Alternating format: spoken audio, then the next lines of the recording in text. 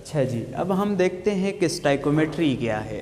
Stoichiometry first chapter है first year का, और ये केस में हम क्या स्टडी करेंगे उससे पहले हम थोड़े से इसके जो इसमें टर्म्स यूज़ हो रही हैं उन टर्म्स की बात करते हैं। ठीक है, स्टाइकोमेट्री का जो वर्ड्स है ये स्टाइको मीन एलिमेंट और मेजरमेंट, मेट्री का मतलब मेजरमेंट से आया है, तो इस तरह इसका नाम स्टाइकोमेट्री पड़ गया। तो ये ब्रांच ऑफ केमिस्ट्री है जिसमें हम क्वांटिटेटिव रिलेशनशिप स्टडी करते हैं रिएक्टेंट्स और प्रोडक्ट में न बैलेंस केमिकल इक्वेशन। ठीक है, इसकी जब डिफिनीशन पे आप गौर करें तो उसमें हमारे पास दो तीन चीज़ें सामने आती हैं, एक रिएक्टेंट, दूसरा प्रोडक्ट, तीसरा बैलेंस केमिकल इक्वेशन और चौथा क्वांटिटेटिव रिलेशनशिप। ठीक है, तो हमारे पास एक रिएक्टेंट है, वो कन्वर्ट हो रहा है प्रोडक्ट में, कन्वर्ट हो रहा है किसमें? प्रोडक्ट में। इस रिएक्टेंट की जो टोटल अमाउंट है, टोटल अमाउंट जो रिएक्टेंट की है and total amount of product, total amount of product, total amount of reactant और टोटल अमाउंट ऑफ प्रोडक्ट, इन दोनों के दरमियान जो रिलेशन होता है, रिलेशनशिप जो होता है उसकी स्टडी को हम स्टाइकोमेट्री कहते हैं। उसकी स्टडी को हम क्या कहते हैं? स्टाइकोमेट्री। लेकिन ये जो रिएक्शन है जिसमें एक रिएक्टेंट है और दूसरा प्रोडक्ट है, इसके लिए एक कंडीशन मस्ट होनी चाहिए कि that will be the balanced chemical equation. Balanced chemical equation होनी चाहिए है। ये अगर बैलेंस्ड केमिकल इक्वेशन होगी तो तब इस पे स्टाइकोमेट्री का कंसेप्ट एप्लीकेबल होगा, अदरवाइज इस पे स्टाइकोमेट्री का कंसेप्ट एप्लीकेबल नहीं होगा जब तक ये बैलेंस केमिकल इक्वेशन नहीं होगी। ये बात याद रखनी है। Total amount of reactant, total amount of product के दरमियान क्या रिलेशन आता है, इसको हम स्टाइकोमेट्री कहते हैं। केमिकल रिएक्शन क्या चीज़ है? ये दो टर्म्स बड़ी केमिस्ट्री में यूज़ होती हैं और इनके डिफरेंसेस अक्सर स्टूडेंट्स को नहीं पता होते, तो इनमें ज़रा डिफरेंसेस देख लें कि केमिकल रिएक्शन और केमिकल इक्वेशन में क्या फ़र्क है। केमिकल रिएक्शन जो होता है that is a something like practical process है। ये हम जो बुक में या कॉपी में या बोर्ड पे जो रिएक्शन लिखते हैं वो केमिकल रिएक्शन नहीं होता, वो उसकी रिप्रेजेंटेशन होती है, एक थ्योरेटिकल अप्रोच होती है जिसको हम लिखते हैं कॉपी पे, बुक पे या बोर्ड पे।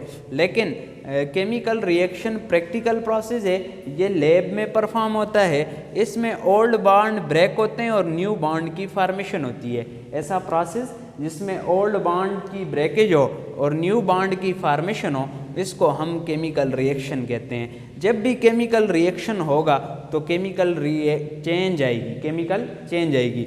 मैटर जो होता है अगर रिएक्टेंट में एक फॉर्म में है तो प्रोडक्ट में केमिकल चेंज आने के बाद उसकी दूसरी फॉर्म आ जाएगी। रिएक्टेंट की प्रॉपर्टीज़ और होंगी और प्रोडक्ट की मैटर की प्रॉपर्टीज़ और होंगी। जबकि केमिकल इक्वेशन, इस जो केमिकल रिएक्शन है, अपने आप को समझाने के लिए जब हम थ्योरेटिकली उसको लिखते हैं कॉपी पर या बोर्ड पर या बुक में, तो हमारे पास वो केमिकल इक्वेशन कहलाती है, सिंबॉलिक रिप्रेजेंटेशन होती है। जैसे मैंने लिखा जिंक जब HCl के साथ रिएक्ट करता है तो हाइड्रोजन गैस और जिंक क्लोराइड बनता है। अब रिएक्टेंट को मैंने एक साइड पे लिखा, प्रोडक्ट को दूसरी साइड पे लिखा, तो असल में ये केमिकल रिएक्शन तो इधर नहीं हो रहा, लेकिन हम एक क्या कर रहे हैं, अपने आप को या स्टूडेंट्स को समझा रहे होते हैं कि ये जिंक किस तरह रिएक्ट करता है, तो ये इसकी रिप्रेजेंटेशन है, असल में रिएक्शन हो नहीं हो रहा। तो ये हमारे पास केमिकल इक्वेशन कहलाएगी, केमिकल रिएक्शन नहीं कहलाएगी। एक बहुत ही इंपॉर्टेंट MCQs जो यहाँ से अक्सर टेस्ट में पूछा जाता है, that is stoichiometry is related. Stoichiometry किस से रिलेट करती है? सिर्फ थोड़ा सा इसमें चेंज ले आते हैं और आपसे पूछते हैं कि amount, total amount of reactant and product in a chemical reaction. Total, B option होता है total amount of reactant and product in a chemical equation, और सी ऑप्शन होता है बोथ ए एंड बी, और डी ऑप्शन होता है none of this. Test में अक्सर बार ये पूछा जाता है। तो यहाँ तक तो बातें सबको पता होती हैं कि ये हमारे पास total amount of reactant and product का ताल्लुक होता है, लेकिन उससे आगे बात चेंज हो जाती है। अगर केमिकल रिएक्शन आप टिक कर दोगे तो बाहर आके कहते हो कि भाई क्वेश्चन ठीक था, लेकिन दैट इज़ केमिकल इक्वेशन, क्योंकि स्टाइकोमेट्री का ताल्लुक किससे है? केमिकल इक्वेशन से है, केमिकल रिएक्शन से नहीं है। तो that will be the correct answer कि total amount of the reactant and product in a chemical equation. बात को याद रखनी है कि स्टाइकोमेट्री का ताल्लुक केमिकल रिएक्शन से नहीं होता, केमिकल इक्वेशन से होता है। उसके बाद रिएक्टेंट और प्रोडक्ट, हम बार बार वर्ड यूज़ कर रहे हैं, तो ये रिएक्टेंट और प्रोडक्ट क्या होते हैं? तो इनमें भी ज़रा डिफरेंसेस देख लें। Substances which undergo chemical change are called as reactants.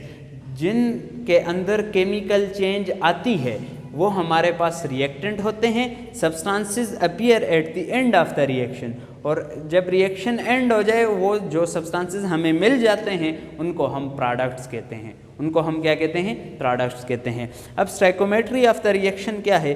ये भी एक टर्म इस चैप्टर में यूज़ होगी, तो ये भी देख लें। The mole ratio in which the reactant combines together with the mole ratio in which products are form.